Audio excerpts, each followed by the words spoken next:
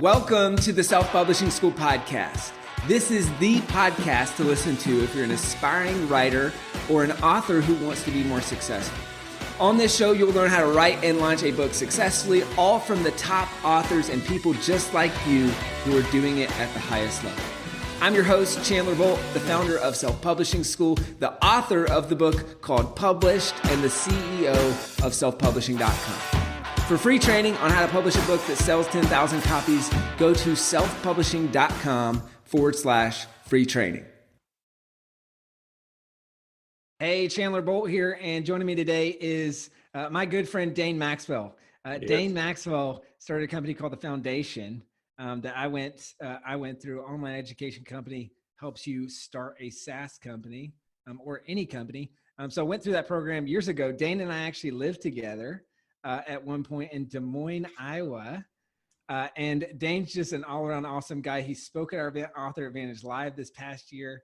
Actually drove all night. Flight got canceled because of a hurricane. Drove all night to then, I think, got there less than an hour before your talk.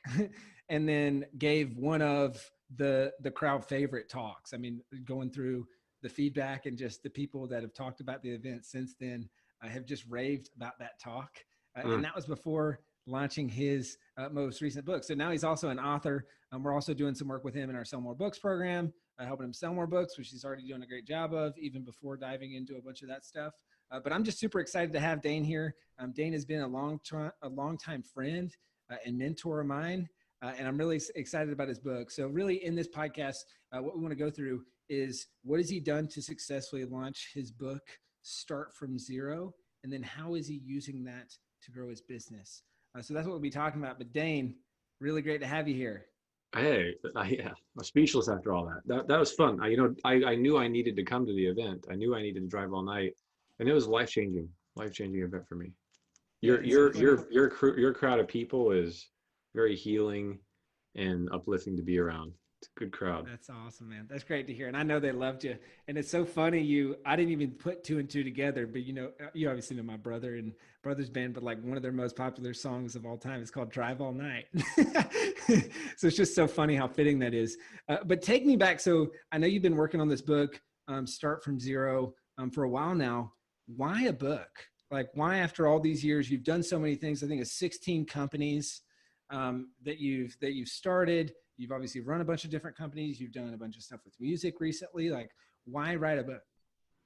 I know a lot of your audience is trends towards Christianity, and I think I've since I had to walk away from Christianity because there were just some things about it for me that were just so disheartening that I couldn't stand it. And then when I found an author who wrote a book called Integral Christianity, and I got to read that, I was just weeping as I realized like I could still love Jesus without some of the dogma that of condemnation. And like when I was like, I was just so grateful for that. But in the context of what I'm going to share, I'll share it in the context of like a higher intelligence that I've been surrendering as best I can my life to, and trying to animate how this divine higher intelligence would have me show up in the world. And so like my choice has less agency and God, if you will, but it's whatever is male or female. I feel it as this divine sort of current that calls me forth, that I then like serve through. And I've got to tell you that the purpose that I feel through that does make me tremble at the size of it and or whatever it is having me to do, because it's very unknown. But it's like the Michael Singer book, The Surrender Experiment. He talked about how he surrendered his way into being the CEO of a publicly traded software healthcare company. Like he literally surrendered his way there. Like that's where he ended up. That's like of all the things to be, CEO of public. So like surrendering this divine intelligence. So a friend of mine, Sonny Durante, we were pretty close at the time, and he went to a numerologist, and Encinitas, and I really didn't know much about numerology up until, moving to Encinitas and getting all that woo kind of stuff. And I would call it more subtle energetic stuff than woo stuff at this point. But so he gives my date of birth because he wants to know like the context of our friendship. And she's just kind of offhandedly said, has he written a book? And he's like, no. He's like, it looks like he's going to write a book. And like Sonny told me this, I was like, okay, whatever. I'm going to write a book. It's fine. A year goes by and a publisher contacts me and asks me, will you write a book? And like that, yes, I said, yes, I will. And it wasn't a hard yes. It was like this exhilaration of like, whoa, all the gifts that I've acquired in business and the distinctions and the articulations and the way that I can encourage people and dismantle worthlessness and build it, like all these things that are going to come into the forefront of showing people that every person is worthy of having their own business if they choose it. And like, holy crap, and making entrepreneurship accessible to the people that it's inaccessible to. No idea, no money, no experience, you can do it. Like there's nothing stopping you, and it's like, yes, this war cry like is going to go in a book. So that sort of divine intelligence, like I even asked the guys, like, because I was so a little haunted from the numerology, like this thing. Like, so I was like, all right, there's my opinions about things, and then there's just like what's actually happening, and this is what actually happened. So like, I was like, how did you like think to like, cause it was just like a lowly employee at the company. It was just some random guy that proposed it to this company for me to write a book. So I asked him about it. It's like, hey, it's how did this go? How did this go down? He's like, I don't know. I just kind of got the idea one day that we need to do a book about entrepreneurship. And, a lot of people ask about entrepreneurship. And I just thought, I went online and found you. I'm like, okay, you got the idea one day. Mm-hmm. Mm-hmm. Like you got it. Like it wasn't so. And then if you think about the book, the title, the book is called Start from Zero. And it's, when I felt that, like, one of the things I did at your event that I loved, that I could do till I could be passed out, almost going to sleep, and helping someone with their book title. Like I just, I get so excited about helping people with their book title. And this, like, one guy at your event, he's like, I got this book. It's about the modern day job hunch. It's about like, the modern day job hunt. It's about, like why it sucks and stuff. And here's my working title. And he says some title that's just terrible. And I said, stop. Here's your title: The Modern Day Job Search, Why It Sucks and How to Fix It. And he's like, oh God, maybe he writes it down. He said, thank you. And he walks off. The next person comes up, and like, it's this woman who's writing a memoir about losing her daughter. And like, I ask her about why she wants to write the book, and she says to help other mothers. And I'm thinking, this is bull crap. It's not why, but it's, it's to the best of our ability. We don't realize how easy it is to be dishonest with ourselves. Full compassion. If she happens to be listening to this, that was my internal dialogue, was like, there's no way this book's about helping other mothers. And I said, is this book actually about you grieving the loss of your daughter? We're like, it's a pretty emotional moment. And she said, yeah, it is. And I said, how about the title, I Will Always Miss You? And then boom, just hits her heart, and tears, and we hug in front of everyone. And she's got her title, which is honoring of her experience, which is she will always miss her daughter, which will be very, like this thing that I just love doing. I love titles because they're just like, something about them is just like, they're incredibly exciting to do. So I did that for like hours at one of your events, just up in a hallway. Yeah. And then a lot of people raved about that. So let's touch on that for a sec. So, because obviously we had you come speak at the event about copywriting and how to use words that sell. Yeah. So for those who aren't familiar with copywriting, in this case, it's not copywriting like copyright your book. It's copywriting, which is writing words that sell. Well, can I say something quick with this? Yeah, so it's so easy for me to forget how powerful copywriting it is. And it's so significant that with proper copy, you can build potentially between $1 billion to $1 million to a 6-figure business with just words. Just words can do it. Like, and I did a podcast interview with one of our foundation graduates, Dave Cristello, who owns Jetpack Workflow. It's a software as a service company. He said, what do you want to title our podcast? I said, I want to use the one sentence accountants can use to triple their business. The one sentence an accountant can use to triple their business. And like, I just got done reading this book, The 16 word sales letter. This thing's fire, dude, by the way. This is Awesome. gold. This is gold. And a 16 word sales letter. Yeah, look how cheesy it's just cheesy as fuck. I almost didn't buy it because the title looks garbage, but I was like, you know what? I'll bite. I want to know what the 16 word sales letter is, because he got me with the copy.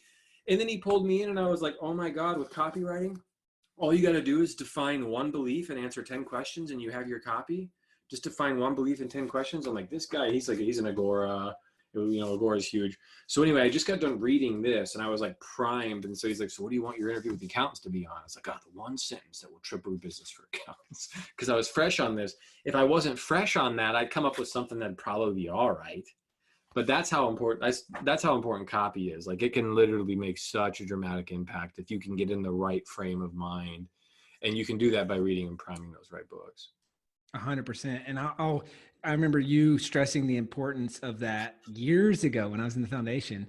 And good, yeah. I remember, I mean, I know I've told you about this, but I remember handwriting copy for an hour a day. This is actually while we lived together, while I lived in your house in Des Moines. And it was, you know, for an hour a day for 3 months.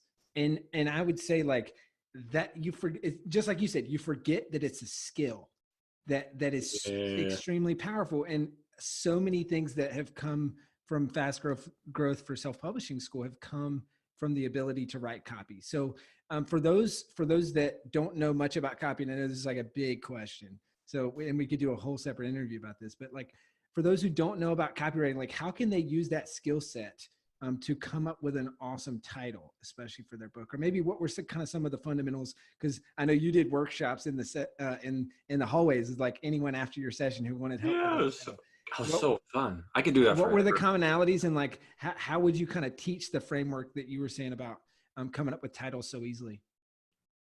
A lot of the title is about finding the energetic space for the permission for that gold to shine through. Because the title is within the book. The title is within the person. Oh, what greatness is within you.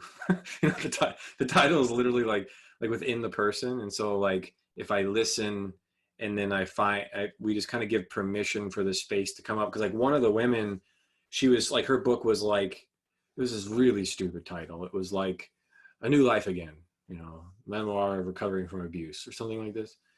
And I listened to her story, and through listening to her story, I was like, oh, you were abused often? He said, yeah. I said, oh, okay. Your title is So He Hit You Again. That's the title. So he hit you again, threw himself on you, and tried to mold you into his image. Girl, fuck that. And she, like, I don't know if she's she loved it, and people loved it, and like it's got that, like, but to find that the title wants to be unique, and in order for it to be unique, it needs to come from within you, and it needs to be an honest reflection of your experience. So I Will Always Miss You was what I was feeling from the woman. The modern day job search is exactly what he told me. He's like, hey, I've got a book about a modern day job search. It's da-da-da-da-da-da-da. Here's my title. I was like, oh no, you know, and then so the title needs to be really unique, and it needs to come from within. And you can find those words if you give permission for that right thing. But what I would say is, if we are invested and this is pretty common, if we are invested with our book title being successful, and that we have some way believe that our well-being depends on the success of the book, which I've slipped into many times with my book, then that can actually totally create a state of survival. And then it can shut off a lot of creativity, because you're like, this book is my livelihood, my well-being depends on this, versus the book just being a beautiful expression in the world, and it's not identified with you.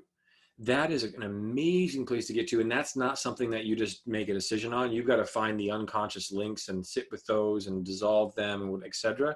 But if you have like this like unconscious belief, this book has to work, or this is my chance for significance, this is my chance for worth, this is my chance to be understood and seen. If you got any of that going on, you're in deep, deep trouble, because your body, you won't be able to be creative at all. So, like, hire a therapist, like a straight up normal business, like a therapist for business. And I get such good ROI bringing my business issues to like, I don't trust hiring people, bring that to a therapist. Or like, oh, I'm super identified. It's no shame. I'm super identified with this book. I think this book means that I'm worthy or not. You bring that issue clearly to a therapist and you start undoing that, you'll do your best work. Because one of the best books I ever read, by the way, I put into a visual piece of art back there on my wall.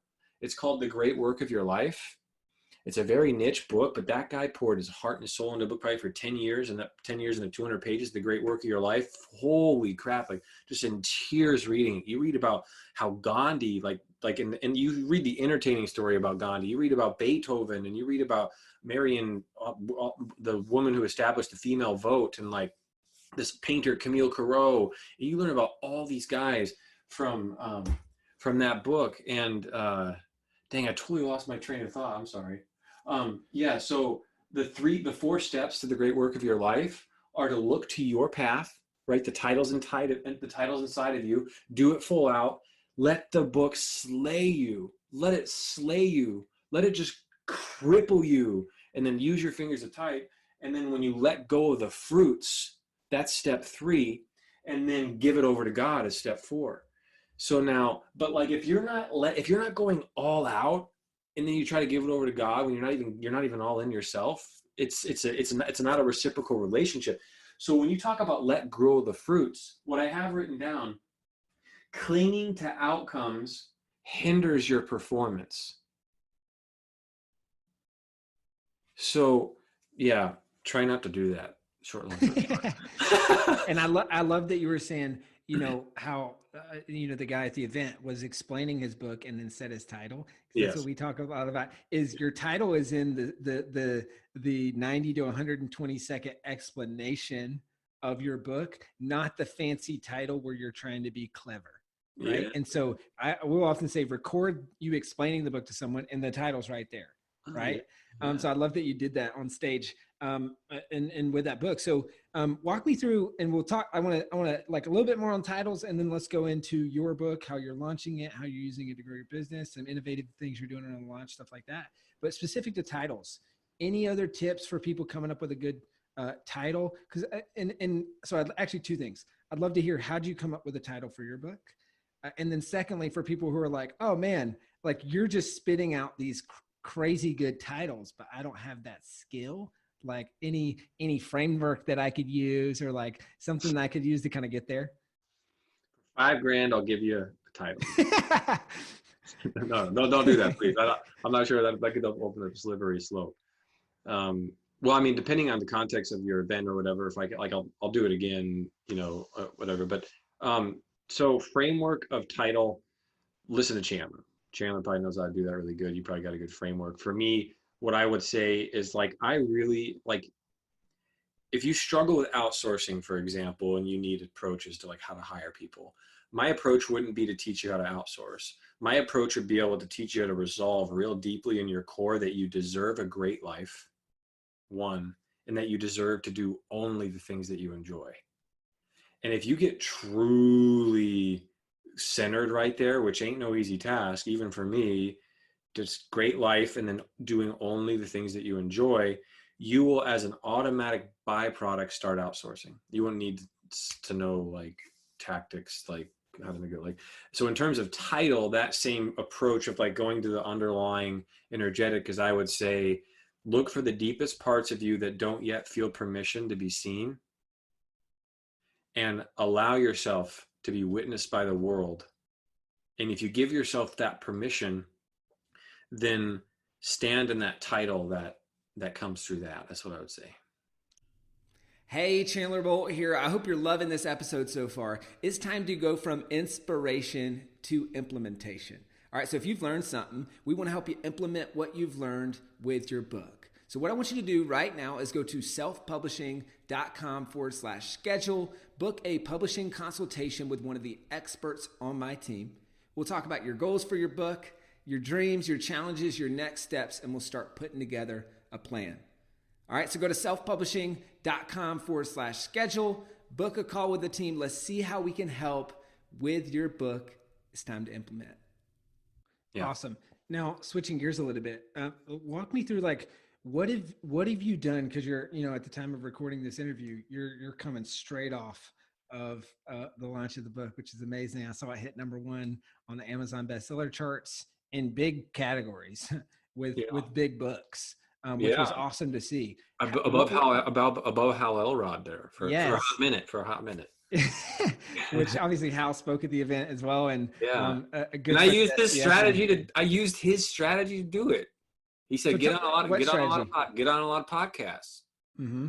So I have a lot more money than time now. If I didn't have the money, then I would have done it. But I just used the company to like book me on. And he had like a 24 podcast package. You could get me on 24 podcasts. And I was like, can you double that to 48? He's like, oh, no one's ever really asked for that before. So Yes. you got on 48 podcasts? At least, and more coming. I've just booked another agency to do more now after it's launched, because I got to give a lot of credit to a guy by the name of George Bryant. Have you talked to him or met him ever? You'll never forget him if you get the chance to sit with him for an hour. He gave me an hour of his time on how to launch my book. He's got like 70 plus bestseller book launches or whatever. The high level thing of that, read your entire book out loud in a video course, drip it out 30 days before your book release, and offer people to read an excerpt at the end of every video, and then the excerpt offer people to buy the book. It's so cool. So like I hired a really great videographer, and I got a suit and everything, because like it's new energy for me, and like I want to I'm exploring new areas of expression, and I got there and I stood for, it was 8 freaking hours on my feet to do the video course, but that thing is done. It's high quality. Like if you watch, this such high quality, and the whole book is available for people to get for free in video form. And that's so nice, because that allows me to be even a little bit cockier / confident in selling it. Cause I'm like, dude, you get the book free in video form if you want, or you can buy it and have it as a keepsake on your nightstand. The choice is yours. You could do both. You could buy the book and read it while I'm reading it on video. Right.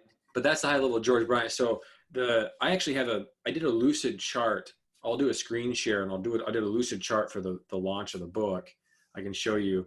And then there's one strategy that I'm doing to launch the book that I don't think any other author is doing, that I'm a little hesitant to share at this point, but I could share it with your group maybe like 3 months down the line once it's vetted and stuff. And but I'll share it with your group first when I'm ready. But the high level of the thing was book in video form. Each chapter is a video. Each video leads to an excerpt. Excerpt leads to the book. Those videos go out to everyone who's in a niche market on Facebook. They watch 90% of if they watch 25, 40, 50, 60, 70% of the video, then give them an offer to get the excerpt as like a retargeting video. It would really help to hire a digital marketer to help you with this stuff. And so then that's that. And then I went on 48 some podcasts, and that was like, I don't really like how that happened, because like they would send me out with a media kit, and I was in another one of those, like, I felt like another one of those dunces, like trying to go on a podcast to promote a book. I was like, I'm in a sea of like 100 other greedy to 1,000 other greedy authors trying to get on a podcast to sell their book. I was like, I hate this feeling, but I tolerated it to do it. And then when I got on the podcast, I just like cranked as hard as I could to make sure like that I felt like I really just like showing that I deserved to be there, kind of thing. And you did 48 podcast interviews in what time period? If you did 2 a day for 20 days, you'd have 40 done. Yeah. Not hard. But for you, like, was this over a week, over a month? Like, what did that kind of schedule look like? Did you try to get them all to release during your launch week for the book, or what did that look like? So let me share my screen. We'll go to my calendar and look at my month view, because I couldn't even tell you. So in the month of March, you can see like 2 podcasts on that Monday, 1 podcast on a Tuesday. I'd have anywhere between 1 and 3 or 4 podcasts a day. I had them start this process 90 days before the book came out. So Got it. like kind of around like 90 days, but like it would get kind of hot some of these days. Like there's one day I had 5 podcasts in a day, and that was actually fun. Like that's my zone, is just talking. So that calendar just only confused me. So sorry if you guys didn't get any Yeah, value. that's so a lot of podcasts. I love the video companion course. I mean, it's super smart because it's like you get the two pronged benefits, right? This helps pre-sell books, and it helps continue to sell books, but then also it helps turn readers into subscribers. So there's kind of this virtuous cycle of life that is people buy the book and then end up checking out the videos, or people check out the videos and then end up buying the book, and then they keep using both resources to achieve personal business goals, sure, of selling books, of growing your business, of things like that, but then also the reader goals, which is that they actually use what they learn in the book, and they implement it. So there's kind of like, I love when I see people. I'm about to interview Pat Flynn, and he does these companion courses for each of his books, and I think that's just such a great way. It's so synergistic to help the reader get results from the book, to turn readers into subscribers, and then to sell more books, kind of across the board. So anything else that you did either Yeah. that's Yeah. unique, that you're like, hey, this worked really well, or you mentioned learning the podcast thing from How Elrod, anything else from Author Advantage Live? I know you were in a bunch of sessions. Anything else you learned from there that you implemented or that's worked well? Well, I've got a lot of cool stuff going to happen from the book. The I the book is designed as like, I wrote it as like a spiritual gift. Like my intention was as a gift. So like we're going to buy a bunch and like donate them to libraries, and like, and potentially like have like free groups where people come and read this book to learn how to start businesses from scratch. Like it's I want it to be like a Hallmark book, like tattered on the side of curbs. Like people just like, I don't know exactly like on the side of curbs, but you know what I mean? Like just everywhere.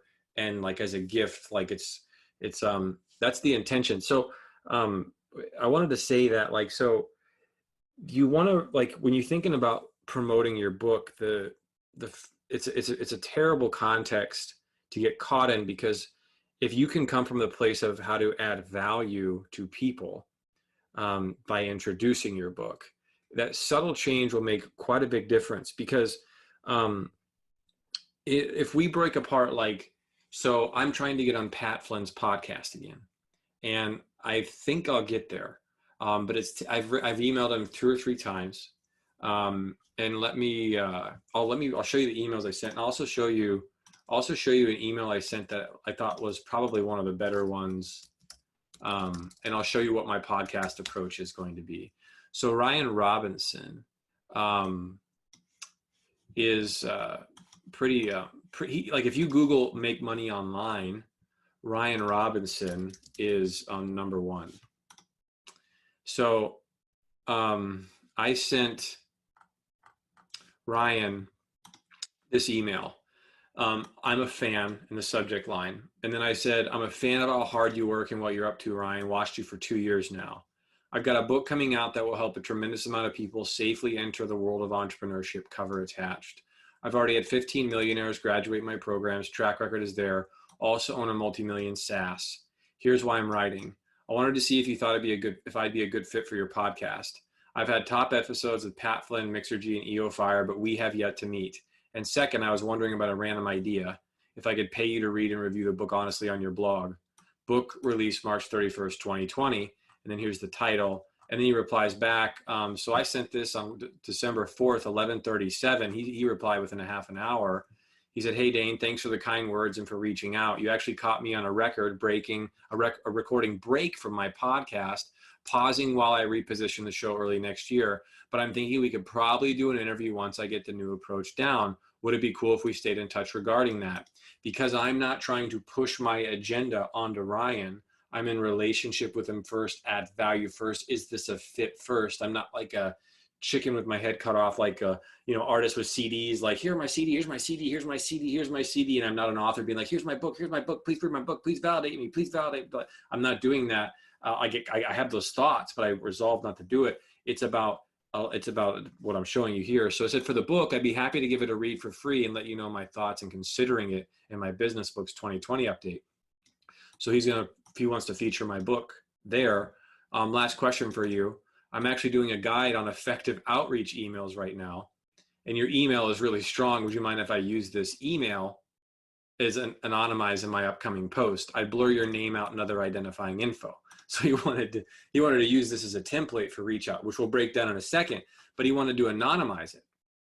So here's what I said. I said, dude, so beast, I teach that stuff, but honestly, then forget it myself when I'm writing these emails. Like I was just kind of doing unconscious competence. But then I said, maybe you don't have to anonymize, and I could get a backlink.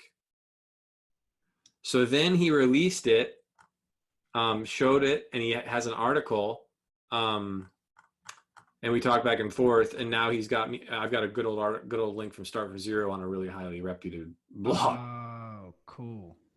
And so that's awesome. And this all happened from a cold email to someone I've never met. So now if we look at this, this is true. I feel like a fan of this guy, how hard he works. So he's saying, I'm a fan of how hard you work and what you're up to. That's true. I've known him for 2 years. I've looked at him for 2 years. Now here's me. I've got a book coming out that will help a tremendous amount of people, and then do blank, blank, blank, whatever your thing is, cover attached. Then you say whatever your credibility is. You may not have the 15. I mean, this is pretty insane credibility. I kind of like, I wonder like how this is even true for me as well. Sometimes like this is actually real. But you'll have some form of credibility you can say here. Like I learned how to leave abusive relationships. I know how to do that. I've left abusive relationships, and I know like whatever your credibility is. And then you say, here's why I'm writing. I wanted to see if you thought I'd be a good fit for your show. Instead of, can I come on your show? And then you'll say, I've had, and you'll have any other, if you've had media appearances anywhere, any other credibility there. And you say that in second, I was wondering about a random idea, and if I could pay you to read and review the book honestly on your blog. Because that was just something I was curious. I was like, hey, would you be cool with this? And it can, like, if you're really clear and simple with it, can you be cool with this? Now, when it comes to Pat Flynn, I'll show you what I've done with him, and I haven't got back on his radar yet. So with Pat Flynn, okay, here's the first email I sent Pat back on October 22nd. So I asked him on October 22nd, and I said, hey, Pat, I'm going to be a father soon. How you been? I just wanted to say how much I appreciate you and everything you've done for me. A beautiful baby girl comes in November. I've been growing up, I guess you could say. This is because I'm a little insecure around him. I think maybe you might think I'm a little immature, or I was immature back in the day. I don't know. This is all my own insecurity. I'd do this a little differently now. But then I said, I'm writing because I got a book coming out next year, and here's the image. And I said, and I wondered if you'd have me back on your podcast. I'm a little nervous asking because of the Ramit thing that ruined me.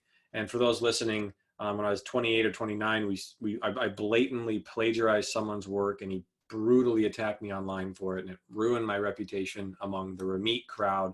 And so it's actually why it's a chapter in my book. I actually publicly apologized to Ramit in my book. On one of the skills. There's 7 skills I identify in the book, and one of them is to learn from losses, mistakes, and low integrity moments, because I had a low integrity moment. So I literally show you how to do it, and I apologize to Ramit publicly. Anyway, I've learned a lot from it, and it took a lot of healing to do, but I tell him about how I speak about actually Ramit in the book, and apologize because I think he knows Ramit, and it's in this fear. I think that's what's relevant. And I wanted to contact you well in advance. And then I got this PS. Anyway, you can tell I'm really trying. And you can also tell like I'm desperate a little bit, so this is a desperate email. So then Jesse replies on his behalf, and he says, hey, it's great to hear from you. Full disclosure, we're full on the podcast all the way up to Q2 2020, blah, blah, blah. Which like Pat's told me this before. He's like, yeah, man, I'm full for like a year. And then I'll give him an idea. He's like, that's good. Let's do that right now. So like, this is negotiable. It's usually negotiable. Like if you have it said, listen, man, our podcast is full for a year. If someone says, listen, our podcast is full for a year, you could say something like, well, listen, if you tell me what the number one hottest thing is with your audience right now, we can do a podcast episode on that topic. And then lightly reference the book at the end. Tell me the topic. I'll tell you if I can help with it. And then like I did that, and I was like, what's the biggest problem? He said, my audience has a huge problem with taking action. I was like, I actually got an excellent concept how people take action. I got on his show that week. So that's always negotiable. So then I just reply back, I follow up. I speak with Pat, I'll touch nothing. So nothing October 23rd. So now I take another swing at bat with Pat this week. And I send 6 days ago, you can tell I'm way more confident. You can tell I'm way less needy. You can tell like I've got some of my mojo back. Subject line #1 bestseller, man. And I say, hey bro, want to have a reunion? Kind of playful. I think I could deliver your new #1 podcast show. Would love to catch up. And then I have a link to the image. And now Jess replies back again, hey, I've got you on the list to discuss with Pat on our one-on-one next week. But if Pat gets back to you before I do, let me know. Very different reply. And then I say, that's great.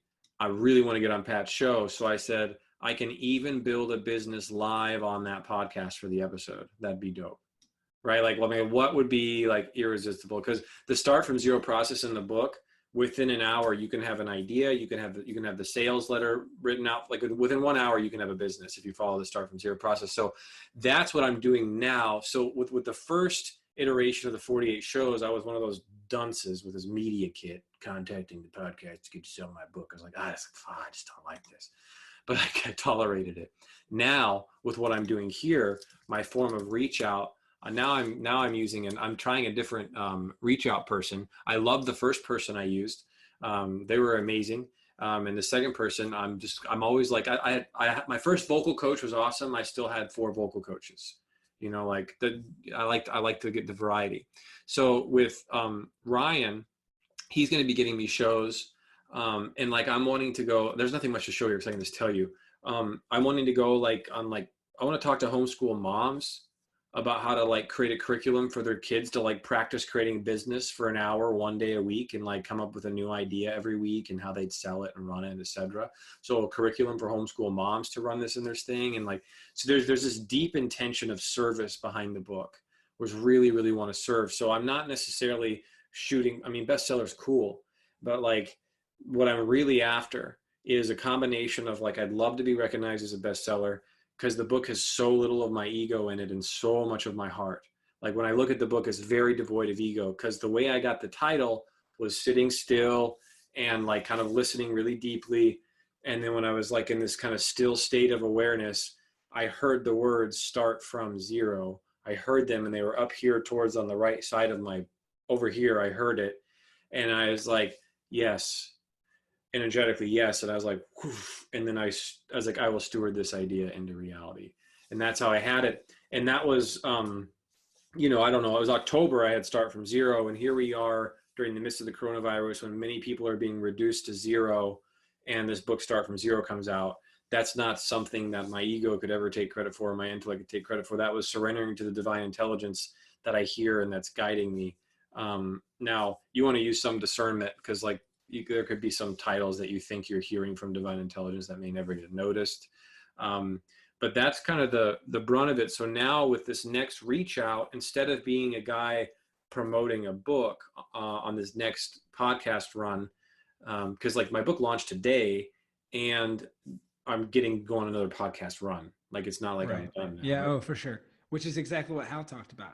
Yeah. This is amazing, man. Hey, we're in the home stretch. I want to ask one, maybe 2 final questions. Yeah. And awesome. Thank you so much for doing the breakdown of the outreach templates. Just 1 second. Okay. And for anyone listening on the podcast, go to the Self-Publishing School YouTube channel. If you're like, wow, I am so lost with what was just happening, go to the YouTube channel and you can actually see the video version of that and see the outreach templates and all that good stuff. But Dane, this is kind of my final question. Knowing what you know now, what would you say to former Dane? So pre-writing the book Dane, and in this case, someone who's listening to this podcast and who's thinking, hey, I'm thinking about doing my first book. What advice would you have for them knowing what you know now? Let it slay you. Let it slay you. Remove your ego. Serve like with as many cells that you can. And make a lot of noise about it. Get on a lot of podcasts. Well, dude, I was on a Facebook group today, and like you're not really supposed to promote in Facebook groups, but like I did it. Like I was like, hey, I'm not sure if this is appropriate or this is considered promotion, but hey, I just had this book come out. It got this ranking. If anybody wants an excerpt for free, I can give an excerpt, and I tag the admin. If you want to delete this post, that's fine. It's blowing up. People are like, give me the excerpt. And I got like free promotion in a group. Like, so when I say like make a lot of noise, like I really believe in the book. It's like my phrase of the book is like, this book is so relevant now because this book will help you find a virtual work at home idea very, very quickly. And so like, that's a new spin. For anyway, sure. Like that, but that comes from ideally like looking where you don't believe yourself, holding that as an experience, finding where you do, etc. So not just get on a lot of podcasts, it's make a lot of noise. We've got ads going. We got all this retargeting going. We've got, I'm going to do a whole blog post right up to on every little thing that we did to promote it. Cause there's a bunch of like I'm going to be on the cover of some magazine through some random happenstance thing. And I got on Nathan Lacka's magazine, and all this weird stuff happened because the intention was, how can we make a lot of noise? That's awesome. Yeah. That's great. And speaking of Nathan Lacka, did you see him? Did you see his session out with Evangelize? Yeah. Oh my gosh, that guy is unreal. I love that. We have battles in Catan whenever he comes to LA. He loves that game, but just as a strategy, man, all the stuff he did to launch that book is unreal. Well, hey, let's do this, Dane. This has been amazing, man. Thank you for sharing all the stuff around titles, around podcasts, around outreach stuff, just everything that you've shared here.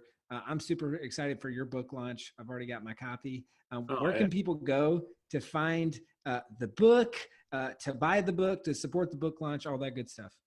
Thank you for anyone who does. Startfromzero.com is a great place to go. You can see how I'm going to run the book, how I'm going to run the funnel, everything, to study it, learn it. And then also, if you want an excerpt, startfromzero.com/5, FIVE. You get the 5 question process. And it's start from zero, ZERO, or the number 0? Spelled out. All right, spelled out. Startfromzero.com. Check it out. Grab the book and check out the companion course. And Dane, hey, thanks so much for coming on the show. This has been awesome. Love watching and learning, and excited to keep working together on this book.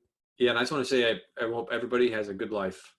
I want everybody to have a good life. So make sure you keep that in mind. Success is not the hallmark. Money's not the hallmark. Being happy is the goal. And you can do that right now. So don't forget that. Awesome. Thank you, Dane. Yeah. Thank you so much for watching or listening to this episode of the Self-Publishing School podcast. I know there's so many places that you can be spending your time. There's other podcasts that you could be listening to, YouTube channels that you could be watching. So thank you so much. It means the world.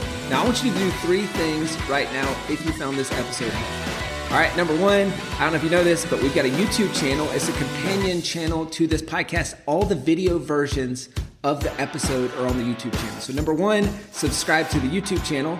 Number 2, if you're listening to this podcast wherever, whether this is Spotify, Apple Podcasts. Number 2, I want you to subscribe to this podcast right now so you don't miss a future episode.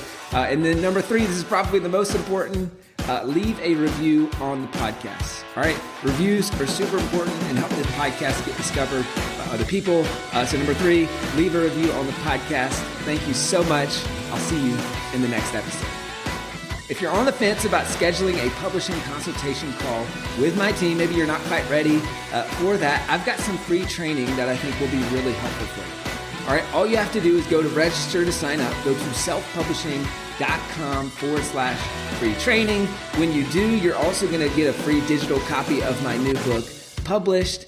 And on that training, you're going to learn the next steps, so how to implement with your book. So how to write, how to publish, how to launch successfully.